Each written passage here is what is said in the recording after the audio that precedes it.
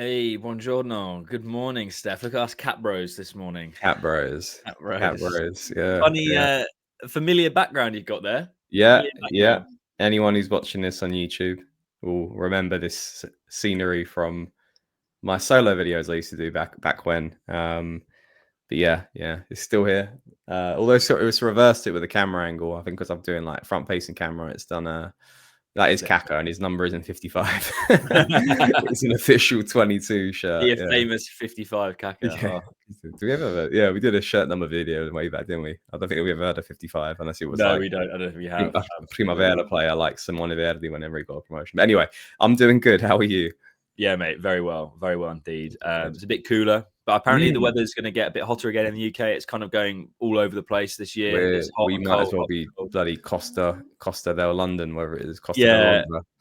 It's yeah. crazy weather. All good. It's nice though. It makes a change. It makes a It change. is nice to have a nice summer for once. We can't complain. I don't actually I'm not actually complaining about it. It is lovely. Yeah. I just wish, I'm sure you're the same, we weren't working when the hot weather was there. We could just sit in the pub garden and get drunk. But For sure. such is life. So, Steph, today I think we should discuss the up front, people up front, the strikers. You know, it's been heavily reported now. I know there have been rumors the last few weeks that we had a set amount of money to spend, but it's been pretty much confirmed the last week or so that we have this sort of 40 to 50. I doubt it'll go to 50. It's probably more like 35 to 45 roughly that we've got to spend, which is great on a striker, because obviously Jimenez is all by himself at the moment.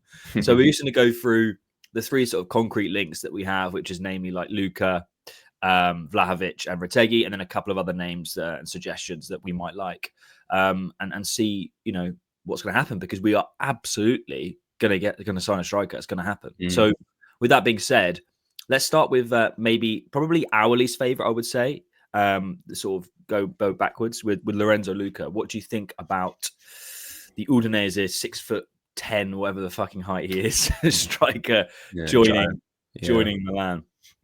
Yeah. Before we start actually talking about forwards, I just had to think about this now. Actually, obviously, rest in peace, Diogo Jota, man, who passed away sadly this week. No, you're crazy. Quite right. You're crazy. Quite right. To say that, but yeah, could do a whole video on him and how class he was and how sad the story is. But we'll just start off by saying that. But yeah, let's move on to Lucca. Lorenzo Lucca, a bit of an interesting character. He had I think around mid-season, rumors were quite hot for us going for him, but then he didn't really paint himself in great limelight, did he? I think after kind of I can't remember what it was now, where it was that there was a penalty incident, I believe, where he basically wanted to take the penalty, and there was a designated penalty taker, which I think is like Falvin. I can't remember who it was now, and the whole Udinese side were basically telling him, like, give the fucking ball up, because it ain't you and you ain't that guy. Which for me is, we saw a bit of penalty, just calamitous Fiorentina game, obviously a prime example, where like last season, I just don't see that. Like, I think he took it and scored it, but like, and then he was just like ran away, like no one celebrating with him. But yeah, I don't know. There's that sticks in the back of my mind. But as a profile, obviously completely different to Jimenez, where he's a bit more traditional number 9. I like the fact he's obviously played in the league and has that experience. I like the fact he's Italian and we could be investing in Italian football's future.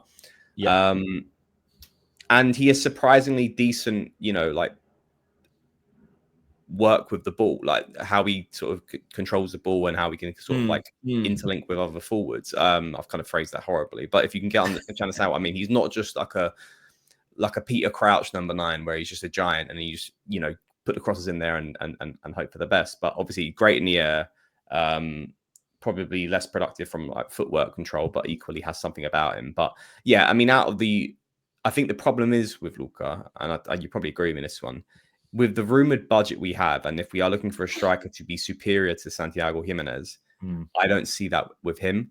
I see him as the understudy, and someone that can probably come on in certain games when defenses are quite, tight at the back and we need another option up front. I don't see him as the striker that we are rumored to be signing, which is supposed to be the better version of the striker. And then because we don't fully believe in Santiago Jimenez. So it doesn't quite make sense for me, that deal. But I mean, what do you think about him? Yeah, I've got a few different opinions on him. I agree completely about his the fact he's Italian, he's homegrown. It would be nice to have an Italian forward. He's very old school, like you said. Almost a type of striker I don't even think really exists. Like the only player I can think of, and correct me if I'm wrong, I can't even think of many in Serie A that are even good. Maybe even Juric, who always gave us trouble. He's a bit like that. But I'm more in terms of the Premier League. He's like a Chris Wood type player. If you're familiar with the Australian striker, he will get goals mainly because he's so big. He'll cause so many problems, especially in corners. I've actually had a look. He's had 10 yellow cards as almost the same number of goals he's scored as yellow cards. So he gets about, basically. Yeah, he gets about and he uses his physicality, which I've got no actual problem with. My issue is that I don't think Milan as a club has ever had a flat track bully, physical 6'5" type striker who isn't particularly technical. We've always been a club that has sort of prioritized a more mobile striker. That's not to say that Lucca could offer that alternative. But there's something about him, and I've looked at here. 12 goals in 30 games for a team. Like, you can't really ask for much better for an Udinese side. To be fair to him, that's pretty good. A couple of assists, but the question mark I have for a player like Lucca is, can he take that step up to the Milans of the world, to a top team? That's the question I have, and also the style of play. Udinese are a really physical team. They always have been for a long time. That's kind of what they use. They use the fullbacks to run in. They get stuck in. That's how they win games, which would suit Lucca. That's not how Allegri is going to be playing. We're going to be playing the opposite. We're going to be keeping the ball. We're going to be keeping the tempo. Will Lucca be able to kind of dribble and keep hold of the ball, or is he more suited to the sort of kick and rush or get corners and put himself about? And I don't think he'll come cheap either because of those reasons. So they're my concerns. I just don't think he's a Milan striker, if you get what I'm saying. Like, he doesn't strike AC Milan striker. I think the answer to the question is, if the whole point of us supposed to be investing in a centre forward this season is because there's supposed to be better options that we had last year. I cannot sit here and say Lorenzo Lucca is better than Tammy Abraham right now. No. I can't. No. I would agree with that. Yeah. And it's like, and also I think, like, when you look at Allegri's game, if we are going to play against certain teams, sit back a little bit more and play more of a stronghold unit sort of side, transition football becomes that much more important, where Leao obviously can thrive. I don't see that with Lorenzo Lucca compared to the names that we're going to bring up in a second. But I think he's probably the worst sort of player that we can have for that. Maybe some long balls and you get a knockdown, he can get a header on. But beyond that, Christ, him on a counter attack with Leao, Leao, he'll be about 30 meters behind Leao. Well, exactly. I think that's the thing. I don't actually think he's necessarily a bad player. I just don't think he's suited to how we want to play football. I actually could see him going to maybe like a Lazio or a Fiorentina maybe in the future and do really, really well. I could even see him becoming the flat number 9 for Italy potentially in the future. We've always had a history of those types of, not at Milan, but in Italy, like your Luca Tonis of the world and things like that, who are just big, strong, hold-up play strikers. I wouldn't be surprised if he was successful. I just don't think he's a Milan striker for me. So, and I think we'd overspend as well. I think, I mean, there's a relative price tag on this player. It's about 20 to 25 mil right now, maximum, because you're buying for the age. If we pay any more than that, I think we have completely overspent. And the fact that we have potentially 40 to 50 mil as a budget for this striker seems a hell of a waste to go for a price tag of that much, or potentially overspend for him. So it's like, I mean, I'd happily say no to this one. But. Yeah, me too. Yeah. Shall we move on to the other compatriot of his, the Atalanta, Retegui? What are your thoughts on the capocannoniere of last season? Yeah, definitely a better option here, in my opinion. Much more of a well-rounded striker, fantastic finisher with left foot, right foot. Put some brilliant goals in last season with a great year with Atalanta. That can't be denied. I think. I think if we have a chance to, I mean, how old is he? About 26, 27 years old now, I think maybe. He actually, I've got it in front of me. He's just turned 26. He was 26 on a day before my birthday, actually. He's fresh age. 26. He's a perfect age. If we can sign him between 40 to 50 mil, I think that's a brilliant signing. I think he's someone that gives you guaranteed goals in the league. You're invested in Italian. you have someone who has a hard-working intensity to his game. He doesn't also play 90 minutes a game of football, so he would create moments of opportunity for Jimenez to still thrive. I really like Retegui. What do you think? Yeah, I like his work rate above all. I can't actually remember, but I believe from the limited, and I say limited because Jimenez didn't really get a fair run in, and I think we will obviously touch on the Jimenez thing at some point in this video as well. I think Jimenez is a hard worker, but I know for a fact Retegui is he really presses. Obviously, come from the Atalanta system under Gasperini, he really, really presses. So I like that work rate from Retegui. I think he will work hard, like you said, maybe not 90 minutes every game, but he will run for 70 minutes at defenses. And I like that. He's also the type of player that, we mentioned in the reports, they've been like, oh, we want a Giroud type. He's not similar to Giroud, but he's got the poaching ability of a Giroud. And I like that aspect, in the box, fox in the box, if you like. He's pretty good. And I like that aspect. My only concern about a Retegui is I don't think he's done it for particularly long. He's had a very quick rise, which isn't bad. Again, he's in the prime. It's not like it's unusual for that to happen. But if you look at who he's scored against, he didn't get that many goals against big teams. But that being said, though, I actually don't know if that's necessarily a bad thing because we've got players like Leao and Pulisic who do turn up against the big teams. Yeah. So it is actually the smaller teams that we have struggled with in the last few years. Let's be honest. It is the Genoas, the Udineses on the top of my head, talking about those players where we haven't been able to score 1 or 2 goals. And maybe Retegui's able to do that because he's got really good attacking runs. He's at the right place at the right time. And also ultimately he'll finish in the box, which is what we had with Giroud a few years ago. So I also like Retegui. I also like the fact that he is, I think probably will be for the time being, the number 1 striker for the Italian national team as well. I like the fact that we've gone and got another Italian national. I think Ricci will be a mainstay as well. So being able to get another Italian national starter would be fantastic. My problem with Retegui is I do think he'll cost basically our entire budget of whatever we have. And how willing are Atalanta to do business with us? Question mark about that one. Why would they sell? My problem is, why would my question is, why would Atalanta, a team that is our direct rival, let's be honest, at least for next season, maybe not in terms of titles, but they are going to be fighting for a Champions League spot. I think they're more of a Europa League team, especially they got Juric, right? Juric came in, yeah, which is mental, by the way. That is mad. So I do think they're going to have a big drop off, but why would they sell literally the top goal scorer to a direct rival? That's a big question mark. They're willing to do that. What do you think about that? Is that something we should be worried about? Maybe. It's something worried in the sense of does it make logistical sense for them to sell? I think it's all the more reason for you to kind of want to buy because I do think especially with strikers, when you sign someone coming in with form. And we'll come on to some names of some players who had form and, their form's dropped off. Vlahovic, prime example, didn't put up a great goal tally last couple of seasons. But you're signing him for the player that he would be. But with Retegui, it's kind of counter opposite to what you just kind of explained. Yes, he hasn't got seasons in the bank. He had a decent year at Genoa beforehand. Great year at Atalanta last season. But it's that rolling momentum you're signing him for. And if we can get the deal done, great. But it might also be the same reason why we can't get the deal done because of his form and why would Atalanta want to sell? And yes, a fair point. They have other strikers. Obviously, Lookman's there, always rumored to make a move. Scamacca's still around.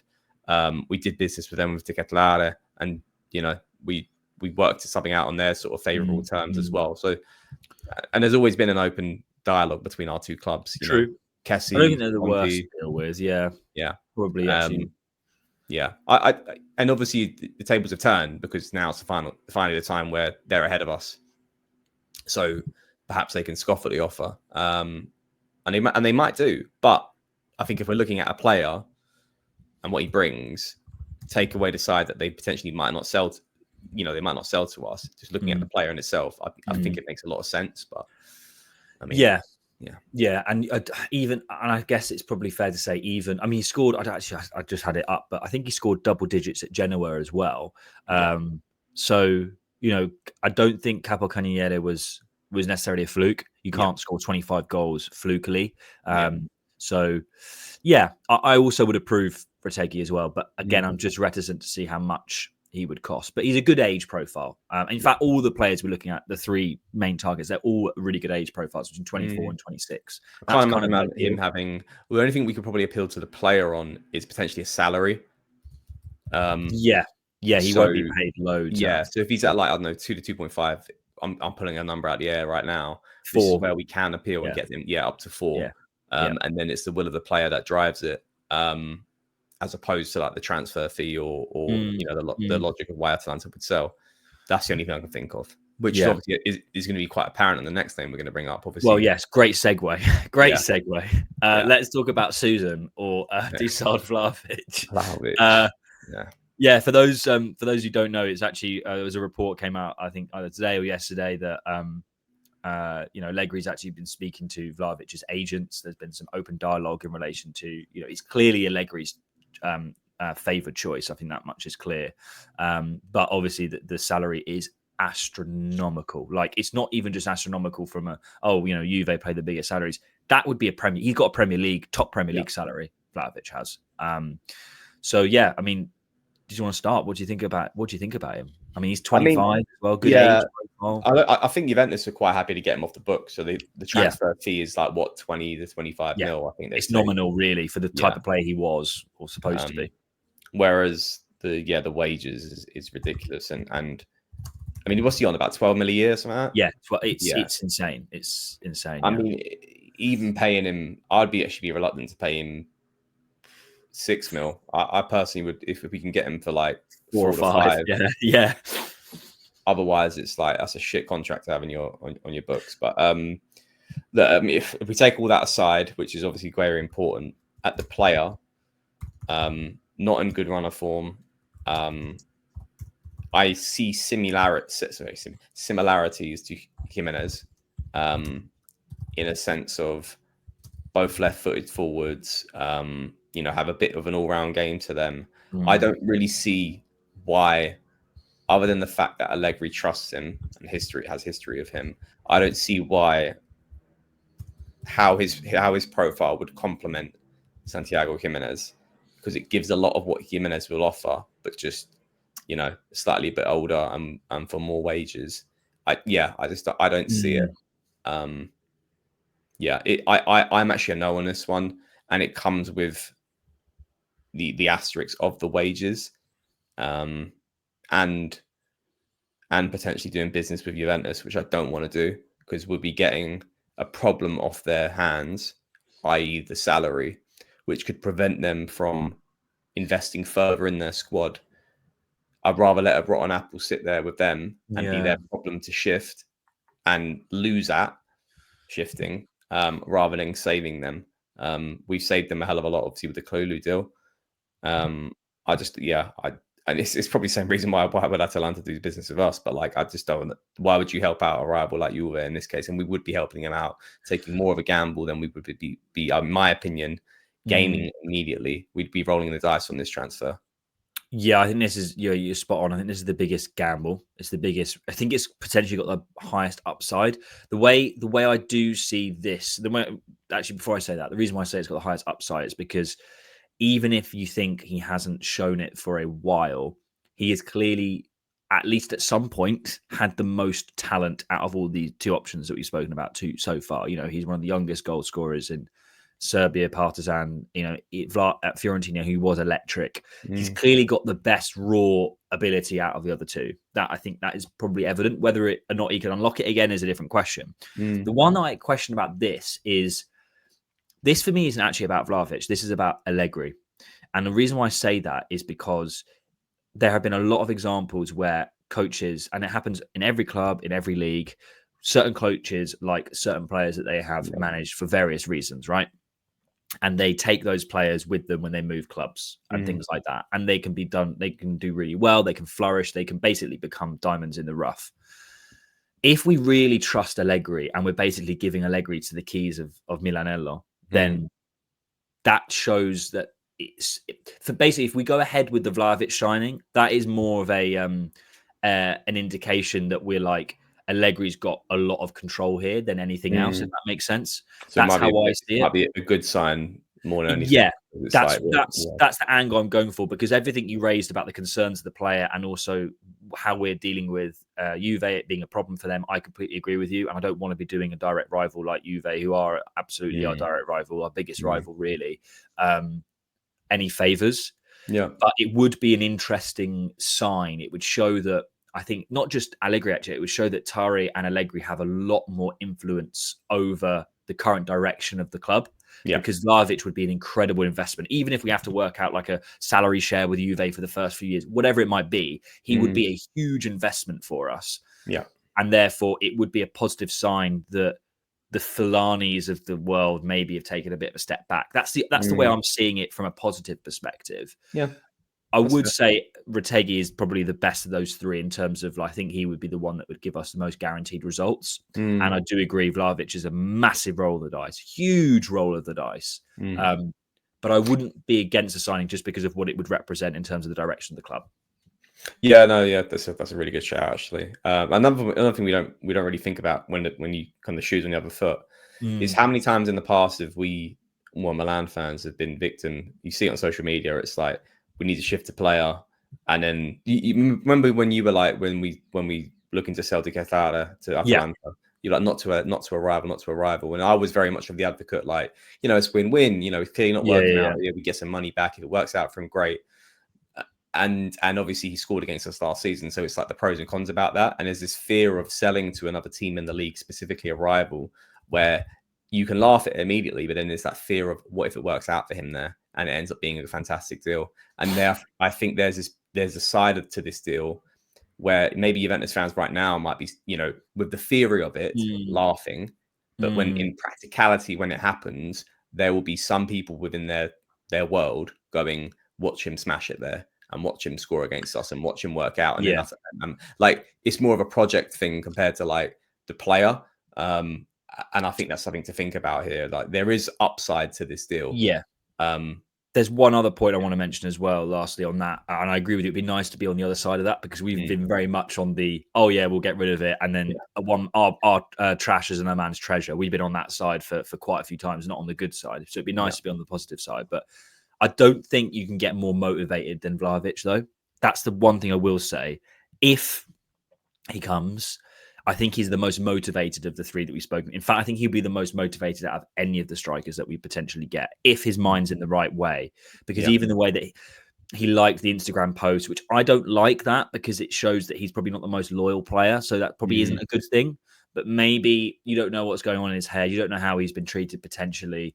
So maybe it's good to get someone who's got a bit of a chip on their shoulder. Can sometimes be good. I'm playing devil's advocate because I actually didn't like the fact that he damned his current employers in public like that by liking Bellingham's post. If you didn't know, I didn't actually like that. But I'm just trying to play devil's advocate. But I think this is by far, like you said, Steph, at the start, the most risky option. Like, absolutely. You know. Yeah. So could have tremendous upside and kind of tremendous downside. Yeah, it's I think if you were to tier it, I would put Retegui as my top option. Yeah, me too. And I'm gonna say, and I say this with Retegui because it's like one of the ones where it's also kind of like a Piontek sort of thing, or like a Jimenez, where you sign him on form, and then what if it just doesn't work out from a project side, and you overspent on the form, but you have to try sometime. And then I think just like a second, I'd put Vlahovic, and then third, I'd put Lucca for me. Exactly the same with me. But I think I may be a little bit closer. First and second are a bit closer for me than they are maybe for you potentially. I think let's move on swiftly onto sort of our suggestions that may have not been linked. Why don't you start with who you were potentially thinking of, which is a really good shout, actually. Yeah, a couple, actually. Yeah, we had a couple. So like another Italian forward in the league is obviously Moise Kean. Good season with Fiorentina. Bit more dynamic play compared to, it's kind of more strings to his bow, I would say. Kean. I like him, but it's one where like I've always looked at Moise Kean, and this Fiorentina project for him works right now. It didn't work in the past Juventus. It didn't work in the past Everton. and this works for him right now. And so there is a little bit that's got me worried in the sense of like, you bring him to Milan and all looks great on paper. You put him with Leao and it's the dream, but then the practicality of it may not work out that way. But I don't know if he's ever played. I would assume he's played with Allegri in the past, so there might be some connections there. Yeah, he must have done the Juve. I'm sure he did. Yeah, Yeah, I would. Yeah, at least for like the first stint. And then yeah, I had another name, but I'll let you go for who's your first. Yeah, one. I'll just touch on Keane as well. I really like Keane actually. Yeah. I know the reason why we haven't focused on him so much is because he hasn't really been concretely linked, and I think he'd also be the most expensive out of all of them. But I actually think if we were more concretely linked with him, he'd be my top option because I think he's the most versatile forward. And also he is by far the most experienced in the sense that he's played PSG, he's played in the Premier League with Everton, he's played at Juve twice. Like he is incredibly experienced at a very young age. And I think he's one of those players that is kind of matured a bit later in his life, but I think he's turned a bit of a corner now and he's actually taking everything a bit more seriously. But I do agree with you. He might be one of those players that can't quite deal with being at a top club, but can do really well at the sort of level below, which I would say Fiorentina is, maybe even a couple of levels below. So if we were more concretely linked with him, I'd love Keane. But option. So we're moving into the Premier League now. Couple of options for both of us that we have had some links. I think your option was more previous links. The option I'm going to mention is a bit more recent, but actually been more heavily linked with another one of the clubs in Serie A, and that's Napoli. And the person I'm talking about is obviously Darwin Núñez.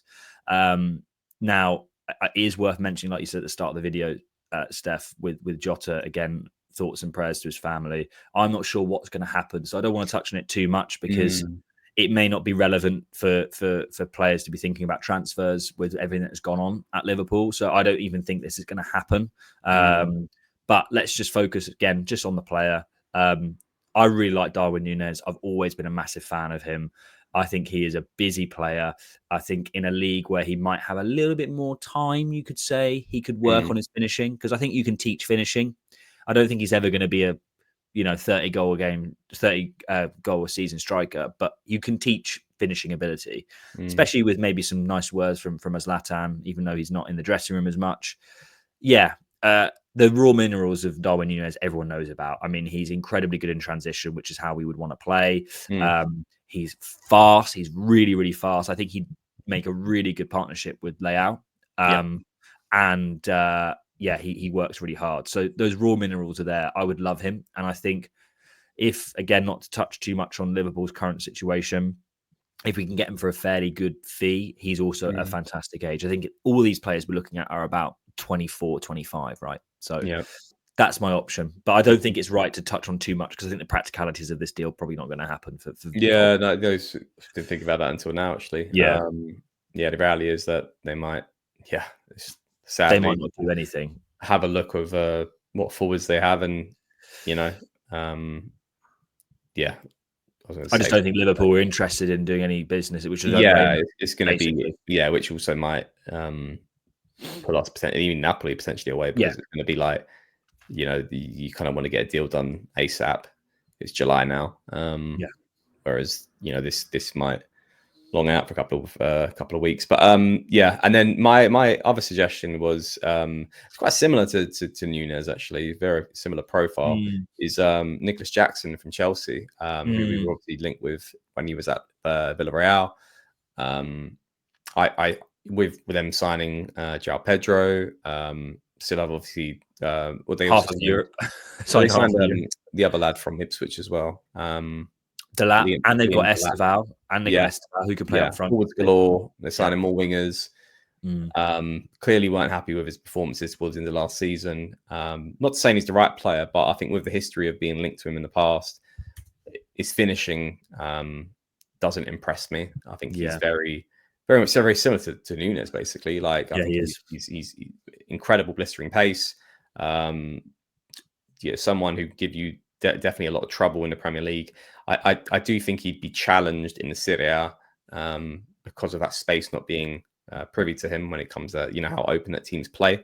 And then I think you need to be a natural fox in the box striker, and he isn't that. But I wouldn't be surprised if there's a link that rocks up in the next couple of weeks. But it sounds like he's more destined for a move to another Premier League side, maybe like an Arsenal or something like that. But Yeah, he's one that's a bit intriguing as an option, but people might like him. But I personally watched him last year, and I saw a player who was not naturally gifted as a forward. He scored most of his goals as tap-ins. Don't get me wrong, really great transition play football.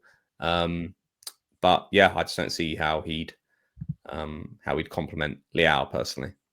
Yeah, I agree. I think he's, like you said about sort of Jackson and Nunes are very similar. Like you said, that they're very hardworking, fast, great transition strikers, but neither of them can finish for Toffee. I think Nunes got a little bit more ability to link with wingers, only because of what he's done at Liverpool. You can see that. But Jackson, yeah, I think you're right. I think Jackson's destined for like a West Ham or a Villa or someone like that, rather than going somewhere else. Yeah, it's interesting. It's really interesting. Out of all these names, I think the two who screams out at you, yeah. Well, if you look at the 6 names we've brought up, and there are obviously other options as well, football, but which people can obviously just drop into the chat, whether it's players from Belgium, Holland, Germany that we've missed out. But out of those 6 names, and I think this is the thing, we need to go for the most complete centre forward, not striker, not old school fucking robotic number 9 up front. No offense, Lucca, but I think the two for me that are the most all well-rounded is going to be Retegui and Vlahovic, personally. Both can score penalties as well, which we've struggled with competent penalty takers other than Pulisic. And yeah, it would be nice to have someone like that come in. And Vlahovic as well, another part of this game, which we forgot to bring up, is free kicks. Excellent free kick taker. Yeah, that's a good point. Yeah, we don't really have that.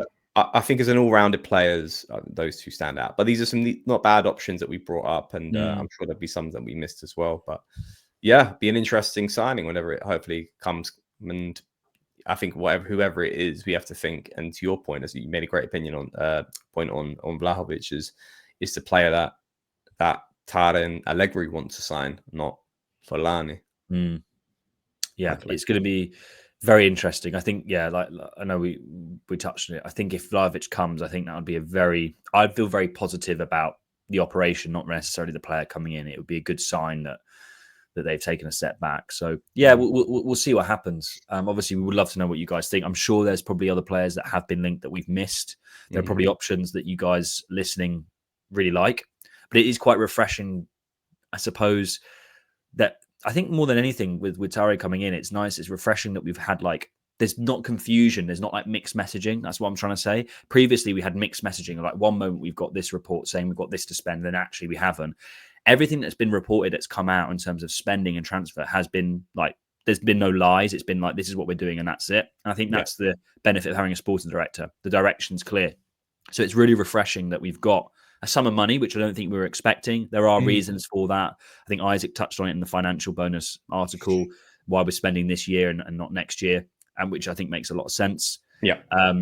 So there are reasons for it, but it is refreshing, isn't it, Steph, that we have got this pile of money that, we're like, you know what, let's go out and get this squad built for Allegri now. But it makes all the pressure to make sure it's the right signings this summer, because I think this is make or break. And so far, so good. Really hope Jashari gets locked in next week, but and the fullbacks as well will be the next one, which we'll obviously probably have a piece on there. Yeah, but it looks like we're investing more obviously on the spine of the side than obviously the flanks, which I think is fine. Which I think is absolutely fine. Yeah. Hullet said it on the overlap. Actually, he said the spine's the key. He started talking about the best Dutch 11, and he was just he just worked on the centre backs, the centre midfielders, the forwards, and he goes, "Yeah, don't worry about the fullbacks. So they just do the running." And maybe that's how we're going as a side. Yeah, I think for me, correct me if I'm wrong, I think once we've done Jashari, which touch wood, that gets confirmed. That's our midfield more or less done. I think we will get another player in, but I think that'll be later in the window. I think we'll move on to striker. And then it will be defence last. But I mean, when I say defence, I mean centre backs will be before the fullbacks. I think we'll focus on centre backs, which I think depends on Chow leaving, right? So yeah, a lot of movement. It's really positive. We'd love to know what everyone listening thinks. Obviously, check all the other content that's coming out. It's going to be a busy summer. I'll tell you one thing I will touch on very, very quickly, Steph. That's really nice. I just thought about, because of everything that's going on with Inter in terms of all the drama. no one's really talking about Milan, and I love that. Like, no one's talking. We are operating in the shadows a little bit, and I love that. I think we should continue. In fact, I want the whole season to be like that. I want us to quietly go about our business this year and just not be in the limelight. That is really refreshing, because how many times were Milan the butt of the jokes in terms of, oh, you know, there's stuff going on in the locker room. Pioli at the start before he left, and then Fonseca, and then Conceição. No one's talking about us, and I love it. I absolutely love it. I don't know about you. Yeah, no, I agree. You'd be surprised though, as these signings pick up, it will be the narrative will change, in my opinion. True. It will be, they you know, underdogs to win the Scudetto and stuff like that, which, you know, fair, embrace it. But it's at the moment because we find ourselves still building. But yeah, it's nice. It's nice because it's not. There's a lot of attention elsewhere. To your point, around the league. It's nice for a change. It's been on us. It's been on us for quite some time. Let Juve and Inter have the negative press for a change. Also, I know we didn't really touch on it on this video, but we are keen to know also in the comments what you generally think about Jimenez, because obviously his situation is a bit up in the air. Not. I don't think he's leaving. He's staying, but you know, it's clear that they want to challenge him. They're probably not fully convinced, or at least Allegri's not, and Tare. So I'd be keen to know what everyone thinks about Jimenez. I still think he's fine. He was never my first choice, but I think he can still do a good job for us. I mean, I don't think we've seen enough of him either. So, Agreed. Yeah. Brilliant. Okay. Well, we'll see you guys. We'll see you guys next week. Let's hope some business has happened since then.